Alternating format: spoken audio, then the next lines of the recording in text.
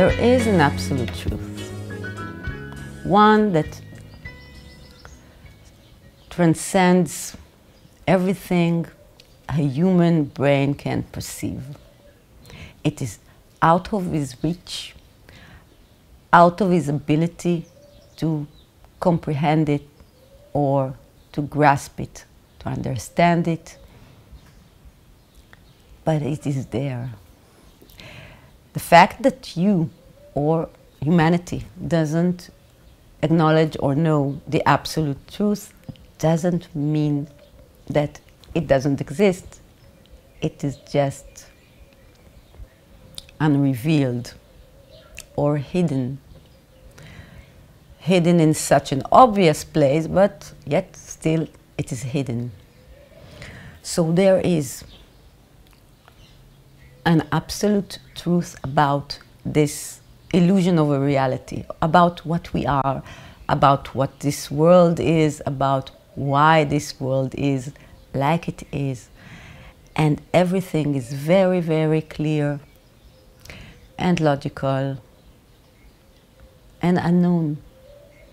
So without the connection to this direct experience, which is the absolute truth, reality, there are many suggestions and speculations and methods and people who claim to represent this absolute truth. Religions take the absolute truth and use it in such a way that enslaves people to believe that they are the instructors, they are the knowers. Religion is the way they trust. People trust these leaders of religions. So many people, humanity is like captivated. She's in prison, the mind's prison. Humanity isn't free just because it wants to be free. And it gives the power to those who claim they know. So there are many ways in which people can be tricked into believing that someone else knows the absolute truth, when in fact the only one who can know the absolute truth is the knower, is the one who is perceiving the world, and in this case it is you. Only you can embody and be the absolute truth. Only you. No one else can. Anyone who claims and says that he's the absolute truth or he knows the way to the absolute truth is only a reflection in your perception of the world, in the way you see the world. So the world presents you with many, many mirrors of yourself, ways in which you talk to yourself, and they come in so many forms and shapes, and they offer so many ways to take you away from yourself. Because each reflection that presents itself is only a reflection of something inside you. And in order for you to know yourself, the absolute truth, what is this thing, you have to know it yourself through your own mind. And when I say to know it, is to be 100% is just cannot describe this knowing. It is beyond knowing that there is a sun in the sky and you see it. Because there are questions. Where did the sun come from? When will it end? Or is it really there? You ask many questions, even about the most trivial things around you, and you're not sure, you don't know. There's a doubt. But this state, the absolute, knowing the absolute truth of what is, there is a certainty that you as a person have never experienced. So when Simcha talks about the absolute truth, she is not Simcha who talks to you. She is a reflection inside your perception of reality, the world you created by looking at it, by experiencing it. You create your world by just observing it or participating in it, but you are the creator. So Simcha has no existence of her own. She does not exist, much like you. But if she looks like she exists and she's saying such things, you have to look at what she says and see what is the reflection. Is this reflection trying to tell you? What is the other reflection trying to tell? And what will you do with this information? How will you strive yourself to know the absolute truth? So many ways and reflections are available to a seeker or just to anyone who experiences life as a human being. He's so open to everything. Everything comes to him.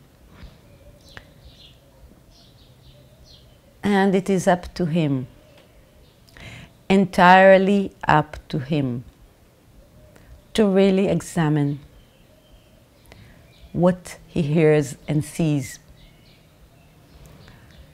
carefully, objectively,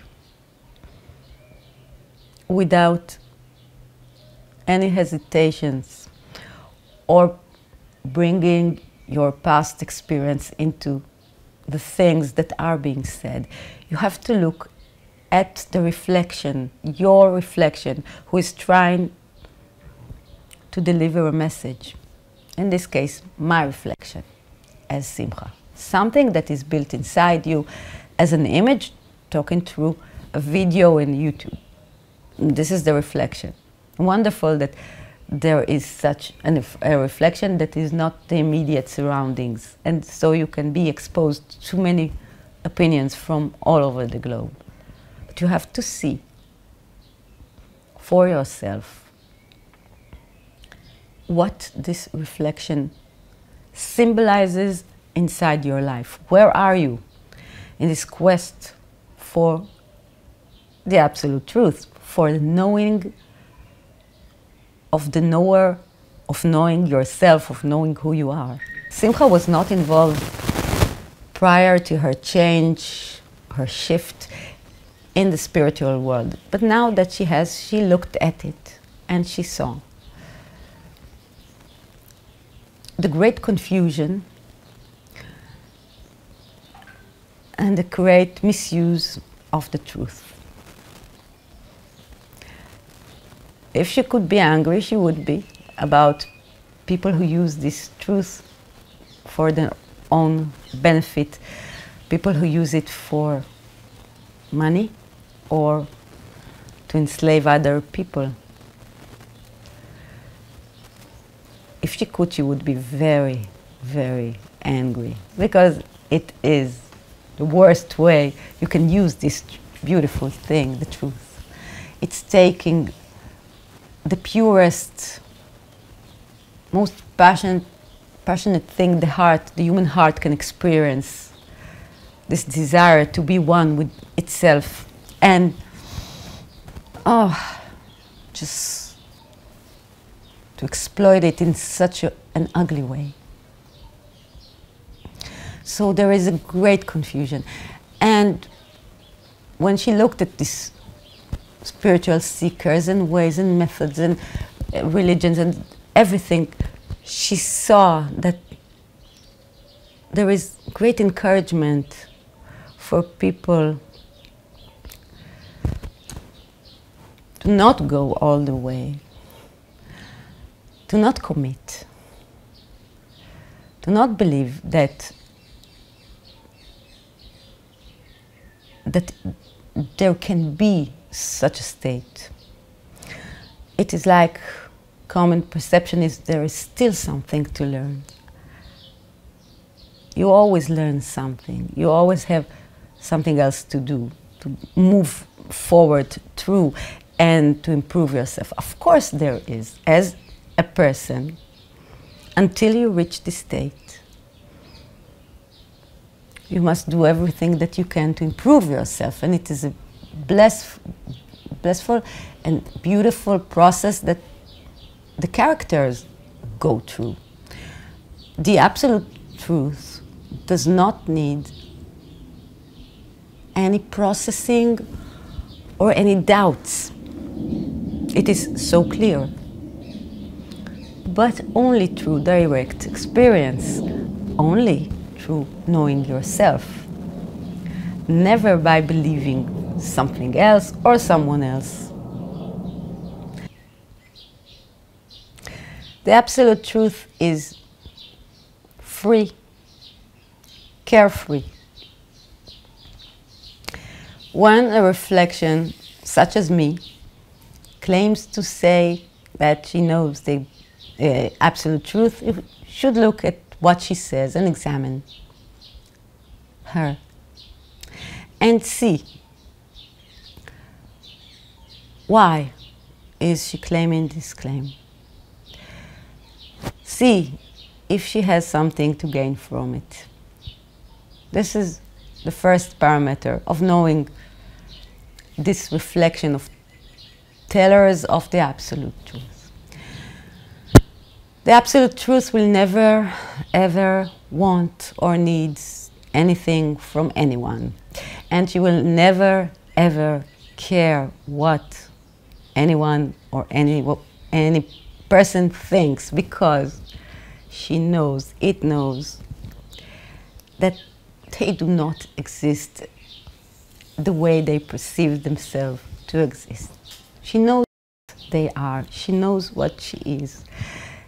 She knows she doesn't have to succeed or convince them that it is okay if they reject what she says, if no one accepts what she says.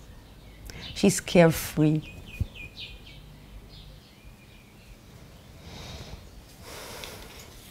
It is wonderful to be able to express this truth, that there is one only absolute thing that exists, and it is what is. This is it. All the other things are this deception, this lie, this illusion that people are trapped in, and they lead a life that is full of suffering and sorrow because of their ignorance. And this thing looks at everything and knows they're suffering, and knows that if they knew what they are, they would not have suffered. There would not be any suffering in the world. There would not be a world. It's so simple, it's so beautiful. So it expresses this idea. It wants or needs nothing in return. It never will. I, Simcha, am a mere representation, and I'm an idea in your mind. I'm just something that isn't real, that's saying things that you are saying to yourself. So in this great, great confusion of a world that suggests reflections, that suggests you the way to this truth, you should know that all these ways are your suggestions to yourself. And you should look and see, where are they going? Why are you trusting these suggestions and not others? And where is your inner voice, your compass, your guide? Where is it? Through all these reflections, they are only the reflections of what is, of you. Where is the focus of all these suggestions? don't get lost inside these endless reflections of you. They all reflect one thing. You should find the one thing that is being reflected and not concentrate on the reflection itself. It means nothing. It does not exist. Finding this inner you, the one that reflects all the other reflections, the source, the origin, may seem like something impossible because there are so many reflections. A true self-inquiry needs a complete honesty. You should be very, very honest and look at yourself, and invent your own way. Find your own way. You can never do it by walking in a paved way, in a way that is already ready, that people have walked in it. This is not your own specific way. Only your specific way will lead you to yourself. And only you know how to walk in this way. And these things may seem like very frustrating. How can I know how, without any kind of help, without anything to hold on to? What am I holding on to? Give me something and I'll start from there. But there is no starting point. This character, Simcha's reflection, the one who claims an outrageous claim that she knows that she is the absolute truth, lovingly suggests that you have no place to hold, nothing, that you'll hold on to nothing, that you'll start nowhere, that you'll know nothing. Okay, now you can start. Now you can start investigating yourself in your own way, what you are, and discover this beautiful, absolute thing that you are. Simcha doesn't offer any kind of spiritual way of reaching this state. And she will never do that, because there is no such thing. She always recommends one thing: being a good person. Just being a good person, the best person you can be, the one that when people see you, they smile because you arrived, because they know that you will help them in some way, or that you will be nice to them in some way, and something good will happen because you are a good person. This is the only way. Being good to your immediate surroundings and yourself, and contributing and acting inside your reality. This is the only suggestion Simcha has in this great spiritual search to get closer to its nature, because the absolute truth is compassion. So when you act like that, you act like everything is sacred around you, and you act like you are sacred, and you respect your sacredness and others, and you purify your actions in this world, in this crazy, hectic world, and you do that, then you align with this absolute thing, this all-nothingness, this truth, and you become the embodiment of it. And then you know yourself. And all the other reflections are viewed as other reflections. It's like right now, the difference between Simcha's perception of reality and your perception of reality is that we are both walking in a mirror maze, and we are being reflected in all the mirrors differently, slightly differently. And you believe that every reflection you see is real. And Simcha is walking inside this maze and knows that every reflection she sees is her. So basically all nothingness is speaking to itself right now and advising itself and doing the best it can, lovingly, lightly, and most quietly, trying to express this beautiful, absolute thing, which is the absolute truth, faithfully, without any consideration about any consequences. It just says what needs to be said and heard by its reflections. So the truth is out there, no? The truth is right here.